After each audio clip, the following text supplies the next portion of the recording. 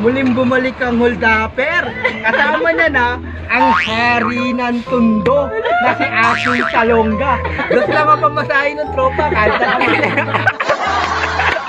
Siyempre, pa mag-a-apply ng trabaho nung ginagawa, ini-interview, Oo, di ba? interview. Ikaw na mag-interview dyan, sabi ng isang hold-upper, si Aking Salonga yan, baka pa nagkamali ako, bigwasan ako niyan.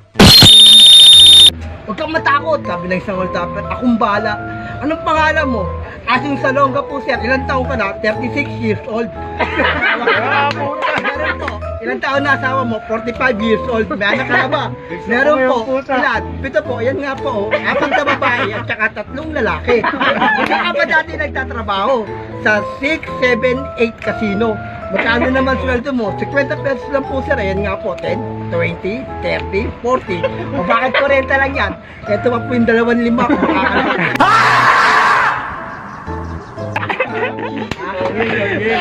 Sa 6, 7, 8 casino, may 3 hari dyan. Hari ng mga pusa. Ayan nga po, sir. 1, 2, 3. Yung naglaban-laban, yung mga hari ng mga pusila, ang lames ang ginamit nila, table number 4. Ito po ang pinakamagaling dyan. Ganun ba?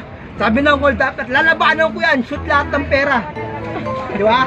Sige, basta laban lang. Sino marunong magpusoy? Sino marunong? Ako. Ikaw? Ako. Oh, sige, basta laban lang. Sabi ng hold-upper, ito baraan ng hari ng mga pusoy. Laban lang yan, ha? Oh. Ano ito? Hari ng mga pusoy, baraan yan. Oh. Laban lang. Okay na. Ito naman baraan ng hold-upper. Okay na. Oh, kinangin na. Siyempre, panalo yung hold-upper. Mas talo pa yung hold-upper nga yan. Ah! Wala na, Lupe!